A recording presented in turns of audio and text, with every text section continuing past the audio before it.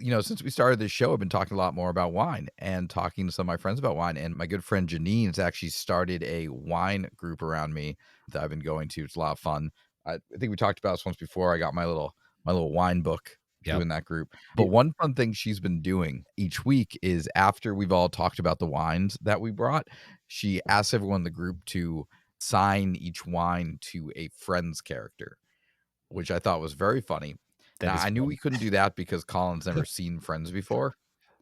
He's the one person, in America. I couldn't tell you what it's about. It's about Friends, Colin. Wow, obviously. So we can't do that, but I thought we could do some version of that in a more broad theme that requires no pop culture knowledge whatsoever for Colin's sake. So if you could assign any of the wines we've tried so far to a genre, any genre, action, horror, romance, whatever, could you do it? Could you assign any of our wines to a genre? Ooh. Yes. I would go with Pinot Noir is kind of like a romance. Oh, wow. It can have super soft, silky tannin. Can have some really voluptuous flavors. Wow. Yeah, I know. Even thinking back to the $100 bottle of Pinot Noir kind of was a little sexy. That was a sexy wine. That was a sexy bottle. Wow. I didn't know this was going to be a rated R episode, but if you have children in your car, ladies and gentlemen, change the channel. We're going to have to put a explicit warning on this one. See, when you said it, Aaron, I thought my head went to bottles that we had tried, and either or them. Yeah. I would make a couple popped into my head. Number 1, the Bourguignon, 100% a beautiful romance. So I'm right there with you, Colin. You guys not have going taste quite as into detail, but totally agree with you there. You know what else popped into my head was, this might be a little too specific, but the Freak Show that we tried with Mike a long time ago, to me, that's like a Michael Bay, like big blockbuster where it's really not that good, but you're still going to sit down and watch it and probably have some fun with it. So that's what popped into my head. That. Yeah. That was great. Yeah, so when I thought of this question, I immediately thought of the Carmen Merlot as a freaking horror movie. All right, just a goddamn slasher flick. That's fair. Yeah, that smell. Any of our porch pounders are like a little summer rom-com. Yeah, I like that.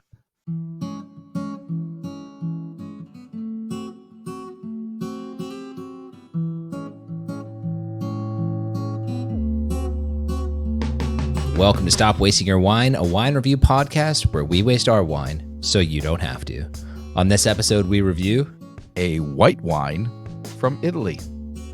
Thank you so much for joining us. I am Joel, and as always, I'm joined by two of the best people in the business, Aaron and Colin.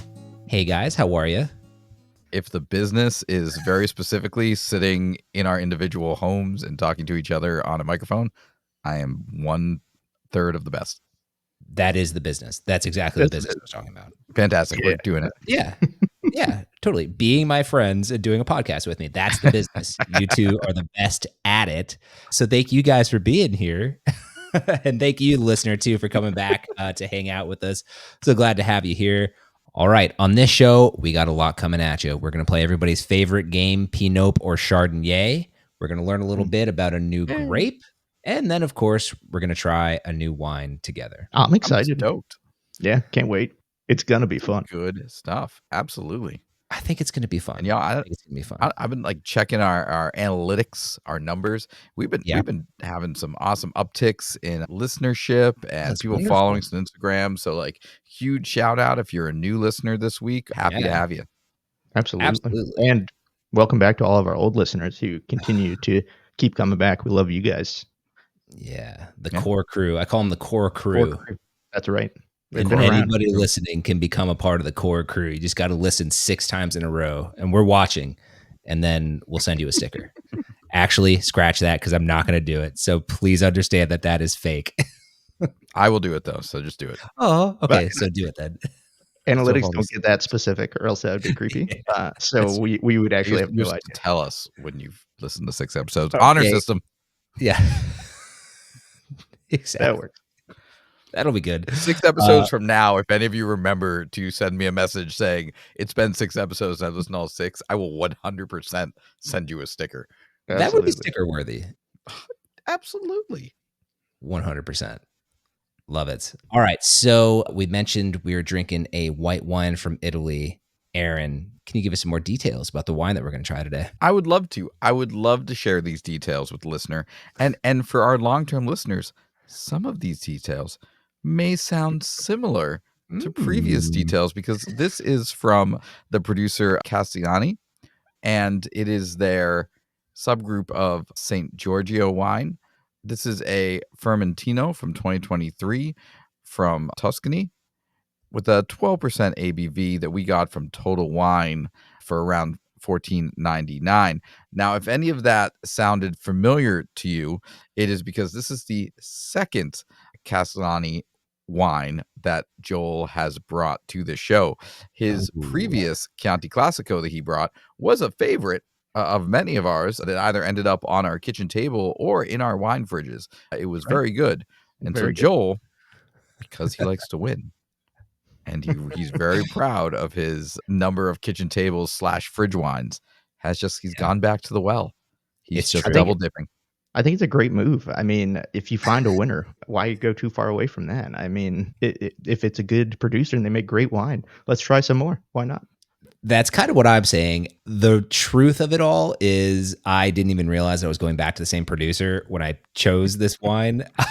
Um, the thing that attracted me to this was that I had never heard of a Vermentino, and I was intrigued by it and wanted to bring it in to the show. I researched this one. I sent it to you guys, all that good stuff. I didn't realize that it was the same producer until I think Colin, you called it out. Yeah, well, it's the Chianti Classico's in my wine fridge, so, I was really excited to see the brand back Well, because we're hoping lightning strikes twice. I Yeah, sure hope so, and I feel pretty good about it too. Then, because yes, that was a great You should. Chianti. So yeah, hopefully. But that is the truth of why I chose this wine today. Nothing more special. well, man, I hope it works for you. And you know what? So if this works, Joel, Yes. then that's a fantastic first step that you are leading this podcast on of revisiting some of our favorite producers. And Joel, Mhm. I say you've also inspired us for another change that we are Oh announcing gosh. today. We use a very specific system here at Stop Waste Your Wine when it comes to rating our wine bottles, because it's not that we don't believe in numbers. We just think numbers in wine ratings can kind of be all over the place. You go through a whole bunch of different categories and you add up all these numbers and you find an average, and man, like it's just all over the place. So what we focus on here is kind of the would you call it a vibe, guys? Is this a vibe? Do we have I a would call it a vibe vibe. system? Yeah. Yeah, I would say an elevated vibe because it's not just Elevated purely vibe. vibes, there is some thought behind it, so it's not Yeah. purely vibes, but Well, I would Totally. But say it's how it makes you feel, and part of that is the vibe, right? sure. So sure. yeah, I don't know. Yeah, no, yeah, it's like the vibes and how you want to experience it, where you want to experience it, who you'd experience it with, because wine is a social thing. Like we've talked about that. We talked about that with Ashwin. Like wine is unique in some senses. It's often a social beverage. And so here's a system we're gonna roll with. The wine fridge, these are our favorite wines. Each of us get 3. The kitchen table, these are our must shares. Bring these out wherever you want. Bring them, show them to your family, bring them to a party. They're great. The counter, they're fine. This is our new one. These are fine. You might like it. Someone else might like it. Drink it while you're cooking. Drink it while you're watching TV. We probably don't recommend bringing it to a party or showing it off. But if you like it, go for it. They're fine. Closet, these are your backup wines. You run out of wine. You can't go out. There's a hurricane or something. It's fine. These are your backups. And the drain, self-explanatory, folks. Don't drink these wines. They're not good. I like that, and I like the qualifier and where it sits. I think we're gonna always kind of keep that in our decisions when we're talking about it. So keep it nice and clear, and make sure everybody's on the same page with where we're putting these things. And For hopefully sure. the counter, Joel, helps you, organize your wine balls a little more. You get some out of your closet, get some off your kitchen Yeah, table, and I put them hope up on your so. counter. I'm going to tell you right now, I'm going to have the biggest counter now out of all three of us, too. It's just going to grow and grow and grow. And don't you think for a second I'm not going to have little sections of the counter, too, Oh, as different I qualities. don't It's doubt going to that happen. for This a part of second. the counter is closer to the toaster because this is more Yeah, of a breakfast wine. exactly. But I'm going to slide this one over by the coffee part. Oh, y'all know I me. like that. Yeah. Wouldn't be the same without it. Wouldn't be the same without it. So true. Okay, awesome. Thanks for running us through that, Aaron. Feeling really good about that. Hey, listen, before we get into learning a little bit about Vermentino, you guys want to play a little PiNope or Chardonnay? Yeah, Yes, let's do it. please. Let's do it. All right. Who wants to start us off? Colin, what do you think? You want to kick us off today? Yeah, sure. So when you're in a situation where you're buying wine, whether you're at a Mm-hmm. restaurant or you're at a wine shop, do you ask either the sommelier or say the shop owner for suggestions or help picking out a bottle of wine? Here's my thing. I know what I should do. I should feel great about asking for help. Uh-huh. But if it's what I actually do, it is a big old PiNope. I am awkward. I go find stuff on my own. Someone can walk up and ask me, "Do you need help?" because they have seen me roaming around aimlessly for an hour, and I will go, "No, I'm good." And So in your experience too, you end up talking to somebody who steers you to a inferior wine as well in your last I encounter. took a shot. I had a long conversation with this gentleman, and he steered me wrong. He seems So so that didn't legit. exactly, Well, help me that's out. actually a really good point, Joel. If you don't mind if I jump in, but mine is a situational Chardonnay, and Ooh. the, Yeah. the situation comes down to if I'm at one of those, let's say, big box retailers, or not something that's going to be a little more boutique, let's call it. I will not ask for help because I Mm, don't know who there might know about wine or maybe has tasted the wine.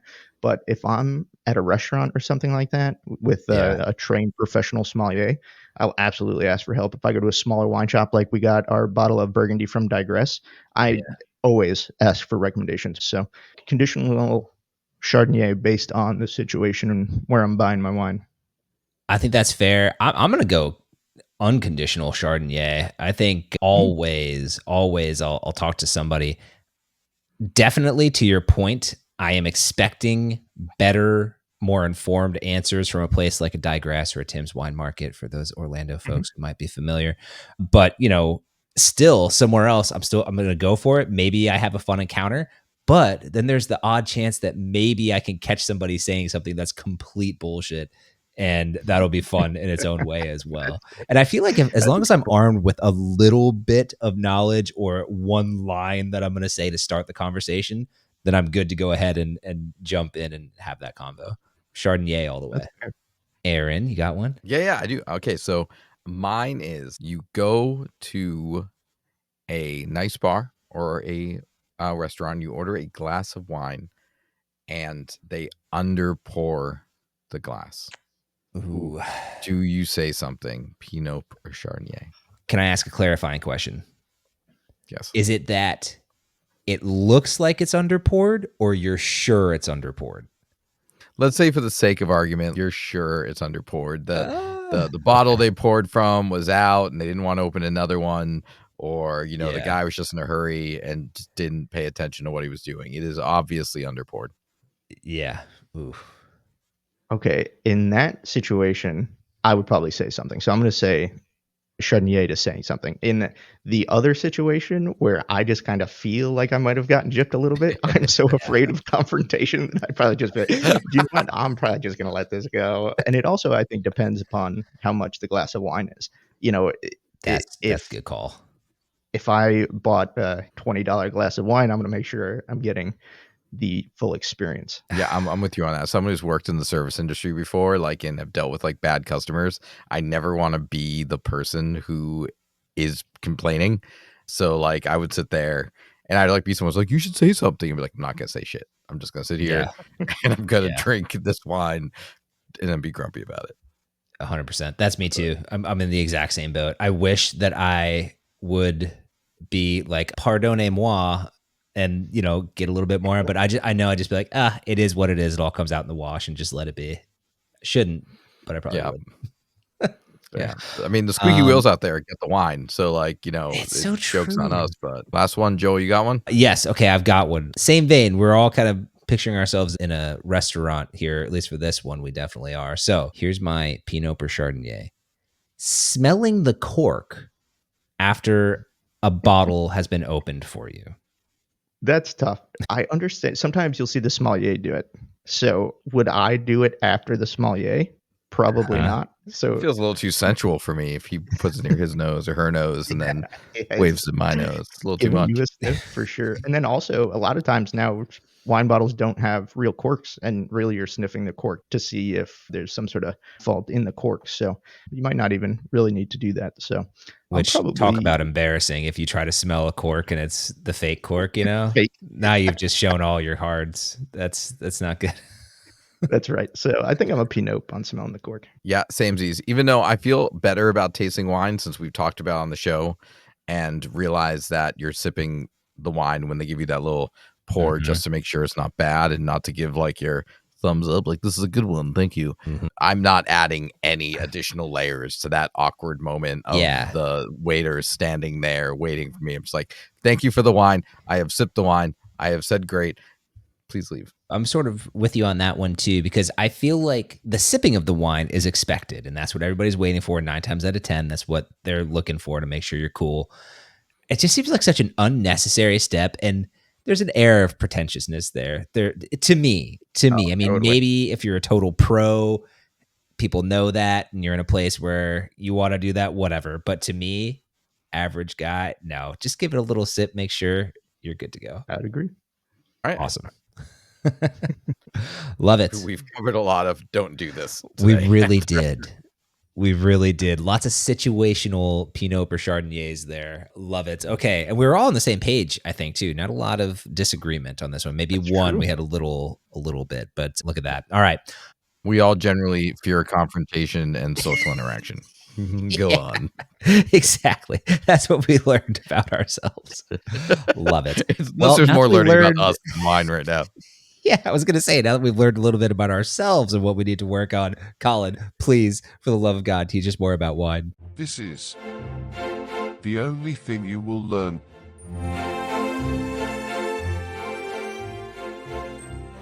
So this evening, I actually only have 3 things you need to know about Vermentino. Not a terribly popular wine, so there's not a ton of information out there. So I will teach you the most important things about the Vermentino grape. So the first thing you need to know about Vermentino, it is an Italian wine that thrives in the coastal areas of Liguria, Tuscany, which is what we're drinking tonight, and Sardinia. And Sardinia actually is known for the highest quality Vermentino, and it actually has its own DOCG, which, if you guys remember from some of our earlier episodes, is the highest tier of the Italian quality pyramid. Second thing you need to know about Vermentino. Vermentino is often a really good candidate for a certified porch pounder. It's going to be light, crisp, going to have a lot of those citrus fruit flavors. So, definitely look for that when we're trying this one, see if this one fits into the CPP category. And then the third thing you need to know about Vermentino is that depending upon the winemaker and the style, Vermentino can have a pretty diverse range of flavors. Like I said, a lot of them are meant to be drank young, fit into that certified porch pounder category, but you also have more serious versions. These are probably going to come from Sardinia and the DOCG. These you can actually age a little bit, and you're going to find some more complex flavor notes with maybe a hint of herbs and almonds and a little bit of minerality. And if you're ever looking for a wine for a Sauvignon Blanc lover, but don't necessarily want to get them a bottle of Sauvignon Blanc, this is actually a often recommended substitute for Sauvignon Blanc because it gives a lot of the same vibes. Another interesting thing to keep in mind as we try today, kind of how it compares to a favorite in Sauvignon Blanc relative to this lesser known grape in Vermentino. Hmm. And that's really the 3 most important things about Vermentino. That's awesome. So yeah, you mentioned lesser known grape. I mean, is it just not grown in that many places? Why is it such Yeah. a, at least to me, I'd never really heard of this. Why is that? Yeah, it's mostly grown in Italy, and I Mhm. don't know why it hasn't taken off per se, but there are definitely some really high quality Vermentinos. I mean, Italy doesn't just give it the DOCG designation without there being some quality wines and high standards coming out of those regions. So I would imagine at the very top there are some really, really good, interesting wines. I feel like it has to be marketability, right? Because like now I'm thinking back, I'm very excited to get into this because some of the whites that we've tried with the Fiano, the Albarino, that have just been grapes that your average wine drinker just have never heard of. We've enjoyed all of them. And when it gets down to it, like I have to imagine that if you're trying to sell wine, unless you're actively trying to sell to a niche market, it's better to try to sell Pinot Grigio or Chardonnay or, Sauvignon Blanc, like something that's a recognizable grape that someone might grab than something that looks foreign or unknown. So I'm very excited to get into this because we've had great experiences so far when we've stepped off the most popular trail and into something new. Yeah, and I think this is going to be a good candidate for one of those value grapes where the wine hopefully drink a lot higher in price point than what we paid for it, only because it's not very popular. But, if it kind of has those Sauvignon Blanc vibes, then I think for a Sauvignon Blanc lover, this might be an absolute home run. Fantastic. Well, with that in mind, let's see what we have on our hands here with this St. Giorgio Vermentino.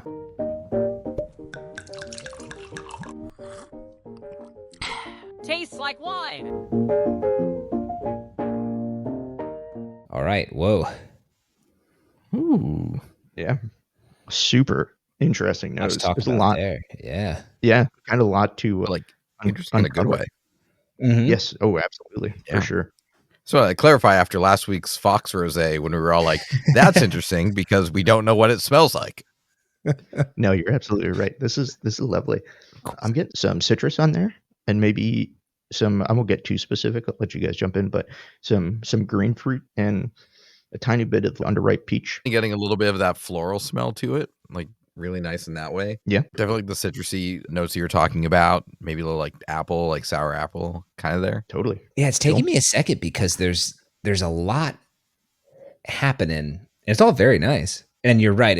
I think obviously the citrus, yes, but there's something when you just said like green. I don't even know if it's fruit or vegetable, to be completely honest with you, because it's a little bit, to me, a little bit more like almost like a little bit more green pepper sort of a thing. Yeah, that might be that herbal note that But you can absolutely yeah. find in some Vermentino. That could be for sure. Mm-hmm. I don't hate that either, but I think when I said green fruit, I was thinking Yeah. like pear and Sure. absolutely green apple. Aaron, I think that was a good call. Definitely. And then as far as the citrus is concerned, it's more grapefruit and lemon than it is Very other lemon. type of citrus. Yeah, agreed. And then one All other right. thing I'm getting, since I'm on a roll here, Yeah. is just a slight Let 'em bit cook. of yeah, that's right. There Mhm. seems to be some really nice minerality on the nose of this one. Absolutely. All right. Anything else, or should we give it a try? No, let's drink it. Yeah, let's do it. Whoa. This is delightful. This is delightful. Anybody else a little not shocked, but taken aback maybe by just the brightness and I almost wanted to say I don't want to say briny because to me briny is not right. It's just super. You keep trying to use that word. You know. love briny. It pops up I'm every not other saying month. it. I'm going to say a little bit sour, but in a good way, not distractingly so. No, it matches Yes. that like the sour appley smell, Mhm. and then it's sour and has that kind of like puckery Yeah, big time. aspect to it. Is that the acidity, Colin? Yes. Oh, the acidity in this wine is ripping. There's no doubt about that. I mean, it is very acidic, but there's also, and this kind of sometimes adds to the perceived presence of acidity, is that it's a little bit bitter at the end, but not at all in a bad way. It's like it's really nice. The bitterness it kind of Mhm. adds to the overall texture of the wine, which I'm actually really enjoying. But yeah, you get quite a bit of that green apple. I actually get a lot of the pear. I think that's one that comes through quite a bit. Getting a little peach poking through Yeah. there too. Absolutely some peach. There's actually quite a bit of peach on the finish. The finish on this wine is really nice.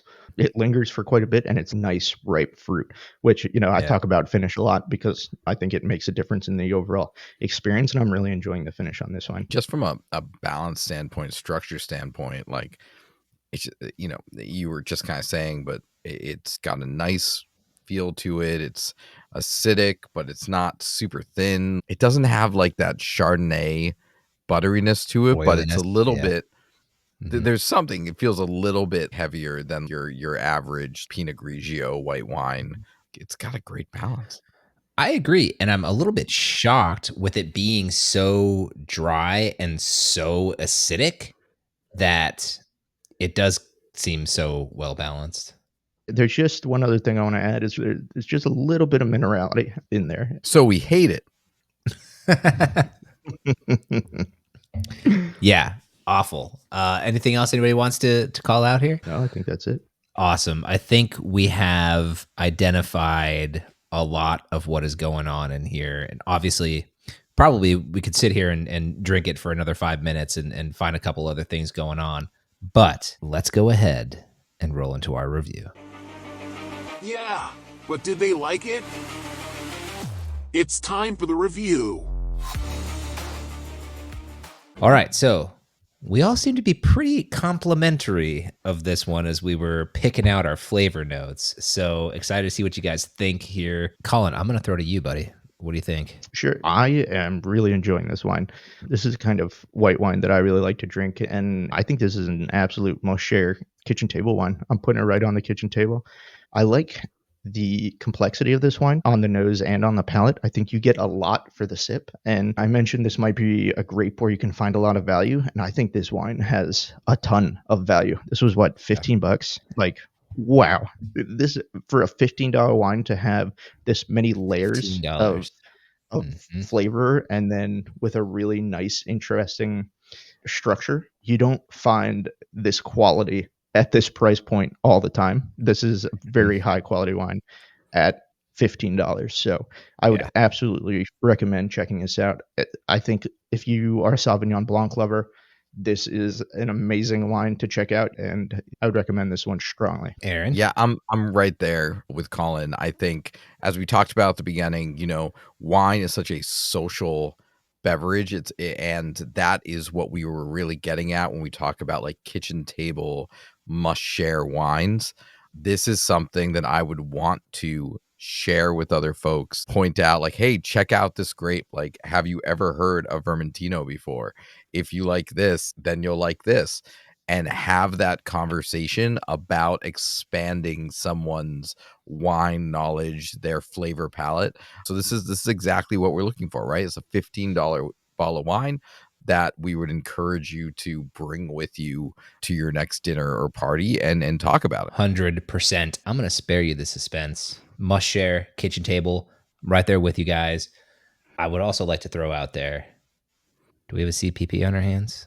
Is this CPP? I would say it borders CPP only because it's a little more complex than I think your average CPP was. But at the same time, I could also see you just kind of like, if you just wanted to just sit back and enjoy this wine, I could see that too. This is kind of unique because you don't have to think about this wine, but if you want to, you totally can think about this wine. Like it's just at a base level delicious enough to be a CPP. So I actually don't mind throwing it into that category just because I think it kind of borders on the upside, not the downside. Yeah. Ooh. CBP, pound it. Okay. Pound it if you want to pound it. It's certified porch powder. I would drink this on my porch all day long. Absolutely. Official. If you want to be fancier about it, if you want to put on a suit and eat this with some chicken, fine. But also like, drink it on your porch. I always eat my chicken wearing a suit. Yeah. No, I agree. Into his house. It's weird. Yeah, I totally agree. I it's funny that you said up front too, Colin, maybe it's almost a little too complex, almost a little too good to be a CPP, but I have consumed quite a bit of this throughout this episode very easily. It's going down pretty darn well. And it's 12%. And I am planning to drink this a bunch this weekend, but not this bottle because it will not make it. I could see myself getting another 1 or 2 of these for the weekend. So Yeah, and at $15, Yeah. like if you want to pound one and then go back and think about the next one, who cares?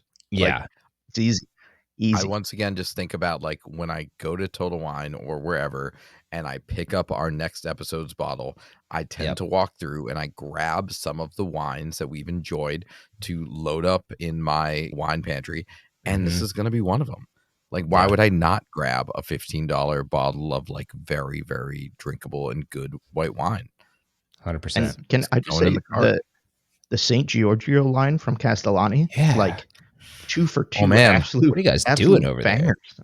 Like, Yeah. unbelievable. What a brand. If they make other wine, I would absolutely check those out too, because so far they're batting 1,000 with the St. Giorgio line. So absolutely go check them out. Agreed. Yeah. And, we really enjoy the Chianti Classico, which I think runs like $18-19. Yeah. I actually grabbed their Chianti like reserve, which they sell for like 11 or $12. I haven't opened it up yet, but Ooh. like if that's like halfway decent for a $12 Yeah. bottle of wine, that might need to be another one that we bring on the show, because we have named that we think there are some diamonds in the rough in that $10 to $15 range, harder to find. But hey, if they're consistent with their quality across their different varietals, like I don't know. I want you to report back because I'm very interested in that. Yeah. So please let us know. Wow. Just total, not a waste of your wine. Even more so, you have our endorsement to go give this St. Giorgio Vermentino a try. Man, that is some fun stuff, some good stuff. So, hey, fun one, guys. I'm excited that we tried something new here and it worked out well. Yeah. I continue my streak of bringing in pretty decent wines to the show. For sure. No, you're killing it. Yeah. This one doesn't count though, because you already brought the brand, so it counts as one. I don't know if that's true. We never No. really set that up as a I disagree with rule. I would It's disagree. in the Now we're bylaws. just making them up as we go. Count it. He's batting All 100. right. It was solid. Great job. Great job. Hey, thanks. Not that I was fishing for that, but I'll take it.